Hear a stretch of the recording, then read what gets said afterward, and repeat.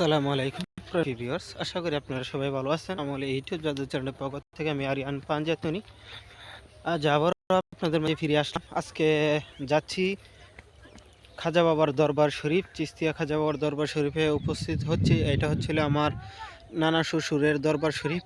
আমার শ্বশুর শাশুড়ি ওয়াইফ সবাই সুমন্দি সবাই ওনার কাছে বায়াত গ্রহণ করেছে এবং ওনার ওই দিক নির্দেশনা অনুযায়ী চলে। ওরা আমাকে খুবই আদর করে, তো ওনার দরবার শরীফে যাচ্ছি।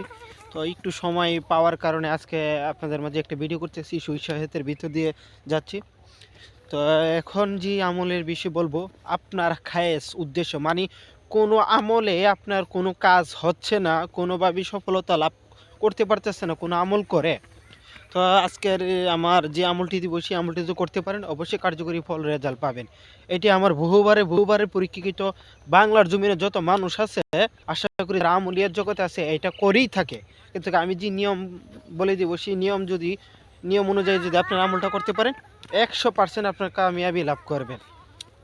আমলটি হচ্ছে প্রথমত আপনি 2 রাকাত নফল নামাজ আদায় করে নেবেন, তারপরে একবার সূরা ফাতিহা 3 বার সূরাতুল ইখলাস পাঠ করবেন, তারপরে 7 বার আস্তাগফিরুল্লাহ পড়বেন, 11 বার দুরূদে পাক পাঞ্জাতন পাঠ করতে হবে। 11 বার দুরূদে পাক পাঞ্জাতন পাঠ করে তারপর আবার আপনি চক্ষু বন্ধ করে 505 বার আপনি চক্ষু বন্ধ করে আপনি পড়বেন ইয়া আলিমুল গায়ব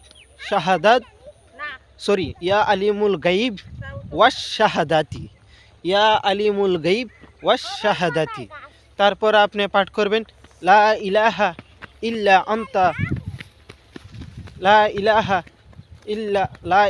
ইল্লা আনতা সুবহানাকা ইন্নী কুনতু মিনাজ জালিমিন।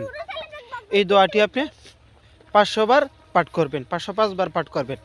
এই দুইটা দোয়া 1000 বার আপনি পাঠ করবেন, করে আপনি আবার পুনরায় 11 বার দরুদ শরীফ পাঠ করবেন, তারপর আল্লাহর দরবারে ফরিয়াদ করবেন।